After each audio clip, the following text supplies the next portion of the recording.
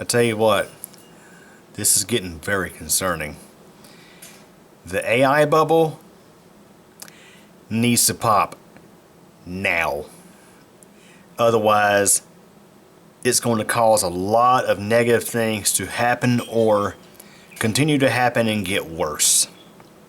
So good old AI, known as artificial intelligence, not as intelligent as human thinking, is slowly but surely taking over our lives, and it's really about to cause some serious headaches and a decreased quality of life. So I'm going to name off some reasons why the AI bubble needs to pop, and pop now. First and foremost, for those working on computers, you know this, the cost of memory, whether it's RAM or solid state drives, has been increasing substantially over this past year. Solid state drives are going back up in price. It's to a point where, if it continues, I may have to go back to doing something I did 6 or 7 years ago, and that is offering small SSD plus hard drive combos in my computers in order to keep costs down. More or less put Windows on a small SSD and then use a hard drive for data storage. I've enjoyed being able to just use one SSD of a moderate size to fully take place of a hard drive in computers, but like I say, if SSDs continue to go up in price, well, I'm going to have to go backwards in time and do what I did years ago to conserve cost. Also, it's becoming painfully expensive to build a brand new, let's say, AM5 based system using DDR5 memory, because DDR5 prices are getting insanely high, and you know why that is?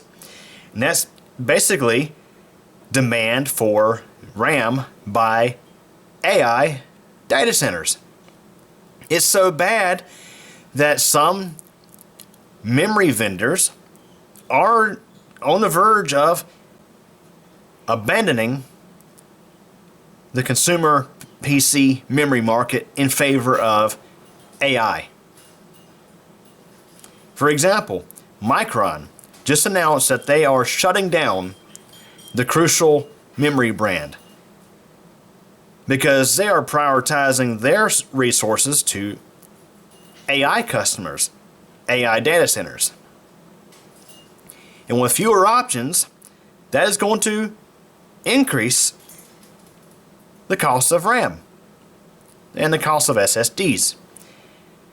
With inflated RAM and SSD costs, it's going to put a hurting on the PC market. There's not going to be as many new PC sales. Now, it's not going to affect the PC OEMs as bad as it's going to affect the consumer market. In other words, those who order parts and build their own PC. Because let's face it, companies like Dell, HP, and others, they have good deals. They get special discounts on their parts because they order so much of it. So it's getting to a point now where if you want a lot of RAM, you might be better off buying you a Dell or HP or whatever name brand PC, and then should you want to later upgrade to a custom built system, buy you a case, a motherboard, PSU, all that stuff, and just transfer your memory and SSD and processor over, provided it's possible. Another thing that AI is going to increase the cost of, and that is electricity. So the area that I live at, which is the Carolinas in the United States, has enjoyed relatively cheap electricity. Well, guess who's going to take advantage of that and ruin it for everybody else? AI companies, AI startups. They are looking to build data centers in this area to take advantage of cheap electricity. Well, the demand from AI data centers will cause electricity costs to increase, and in some cases skyrocket. Because let's face it, power utilities are already having to prepare for what is forecasted to be a huge increase in electricity demand. For example, up in Pennsylvania, the 3 Mile Island nuclear plant is restarting its good reactor to supply power to Microsoft so that way its Copilot features will have power. Yes, so Microsoft has entered into a contract to restart this nuclear plant to provide power for the needs of AI. And restarting a nuclear plant costs money. And let's say that electric utilities invest this money into restarting these nuclear plants and hardening up the grid to handle the increased forecasted demand for AI data centers. And then let's say the AI bubble pops. Well, these electric utilities have invested all this money into this infrastructure, and then let's say that AI bubble pops, that demand is no longer there. Who's going to pay for those costs? Well, technically, you could say it'd be Microsoft and whoever signs up for these contracts for this power, but in theory, it could also raise costs for consumers as well. But let's say that AI does move forward and there is this increased demand for electricity. That will drive up costs for everybody, not just AI data centers. Homes and businesses will have higher electric bills thanks to AI. You know what else it will increase demand for? H2O, water. These data centers, they rely on water to cool the servers and equipment in the data centers. When you put increased demand on municipal water supplies, that's going to also increase costs for everyday people who live in these communities. And in some cases, when supply is not the best, it could cause water shortages. So, yeah, AI could also increase your water bill in the future. What else is AI doing? It's harvesting your data.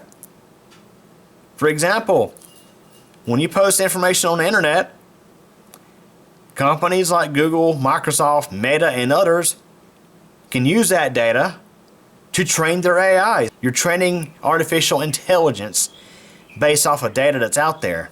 And this data can be either legit information or it could be misinformation, which can affect how intelligent AI really is, and we'll come back to that later. It's one of many reasons why companies like Microsoft are so insistent on you signing up for a Microsoft account with your Windows 11 PC. That way they can track what you do and harvest your data to train their AI, their Copilot AI, or Google's Gemini AI, for example. Let's not forget about the potential deforestation effects that can happen from building data centers. Well, you think about it, in many cases where they're building a data center, there's a forest there. They got to cut the trees down to make way for your data center. So building these data centers is definitely going to have a negative impact on the environment by cutting down trees. And just, like I say, just wrecking the landscape in general. And of course, with all these companies like Microsoft, Google, and others investing in AI, they want to have a good return on investment. So how they do that? Well, they nag you to use their AI products. Whether it be looking something up on Google and having to scroll past the unwanted AI response, or constantly being nagged to try the AI mode of Google search. Like, I just want to search for how to do something. I don't need AI to answer my question. I definitely don't want to go into AI mode. No, thank you. And also, Google Chrome, your stupid little Gemini button in the upper right corner of the browser page just takes up needed area from my tabs, which thankfully there's a way you can turn that off. And of course, Microsoft wanting you to use Copilot, whether you're using a personal Office 365 account or myself, which has a corporate Microsoft 365 account to my place of work. When I log into Microsoft 365, used to be I was immediately greeted with my apps like Outlook, which I commonly use if I'm not on campus.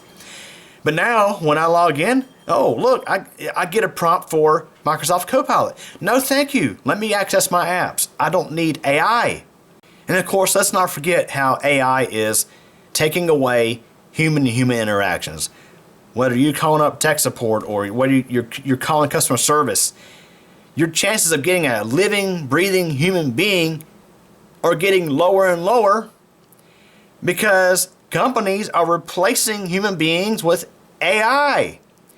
And sometimes I like to just interact with people. Like, for example, when I pull over to the drive-thru at Bojangles, since Bojangles is in this area, I would prefer to speak to a real human being at the drive-thru speaker, not Bolinda, Bojangles' AI assistant who takes your orders. And let's not forget, going inside, you're greeted with a kiosk unless you are a second-class customer that pays with cash, and you got to sit by the register while the person behind the counter prioritizes people who place their orders via kiosk. It's like I say, AI is taking away human-to-human interactions, and it's ridiculous. It's kind of depressing in a way. And of course, taking away human-to-human interactions, companies are taking away jobs. They're replacing jobs with artificial intelligence, which is, again, not as intelligent as human intelligence, but companies are more concerned about the almighty dollar than their employees. So they'll definitely replace you in a heartbeat with AI whenever they can. And let's not forget, creativity is also in decline thanks to AI. Used to be when you went to YouTube, the majority of the videos you found were user-created content, or they were created by a human being who probably uses a video editor to create their videos, including me. But I don't use AI features to create my videos. But the problem is, you're either finding videos on YouTube that were created using AI assistant features such as narrations and whatnot, or you're finding 100% AI slop.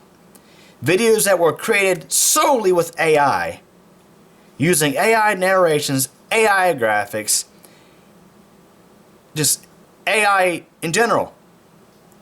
AI slop. And channels like mine are getting buried thanks to AI slop. And of course, accuracy information is on the decline with more AI slop being out there on the internet. And this is what I mentioned about earlier. AI trains itself off of your data, whether it's accurate or not. And then once there's AI created data out there, more AIs train off of that AI created content. So the accuracy of data it's in decline. Because there's more and more data out there that's generated with AI. And I mean, for example, you'll find AI generated images that a 5-year-old would do a better job of creating. I mean, for example, when I was 10 years old or 9 years old or 8 years old, I knew the letters that would show up on a gear shifter in an automatic vehicle, or I knew the numbers and the orientation of the numbers on a manual gear shifter and a truck. But AI gets it wrong, like you see here. And let's not forget that on occasion when I'm on Facebook, Meta AI will grab one of my profile pictures because that's public information according to Facebook. You can use that to train Meta's AI with. It'll grab one of my profile pictures and make this really horrendous drawing of it. I'm like, really? Seriously? Sometimes I think AI is really dumb, because I certainly don't look like that. Also, initiative is on the decline, because let's face it, people are relying more and more and more on using AI chatbots to figure out problems or answer questions, instead of using critical thinking or using traditional means of looking things up to solve problems. So, initiative is on the decline thanks to AI. And let's not forget, in tification of common everyday services with AI features. I mean, AI is getting shoved down our throats everywhere we turn. From the drive-thru at Wendy's or Bojangles or Taco Bell, to log in to Microsoft Office, trying to use your Windows PC and not having to navigate around AI stuff, trying to Google search something and having to scroll past the automatic AI response, seeing the really dumb buttons being put on people's posts by Meta AI, just, it's getting shoved down our throats. And of course, with the combination of AI generated slop and just being constantly nagged to use AI, the quality of everyday products is on the decline. Everyday products and services is on the decline. And thanks to all of the above I mentioned, the overall quality of life for us all is on the decline. I tell you, just 6 or 8 years ago, before we had all this AI garbage in our everyday lives, it seemed like things were nicer. And the sooner the better that the AI bubble pops. It needs to go. AI needs to go. Now, I don't think AI should completely vanish. I mean, there are there are useful things for AI out there. Let me be clear. But I think it's getting a little out of hand. The AI bubble needs to pop now.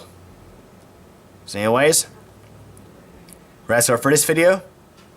Hope you enjoyed it. Thanks for watching.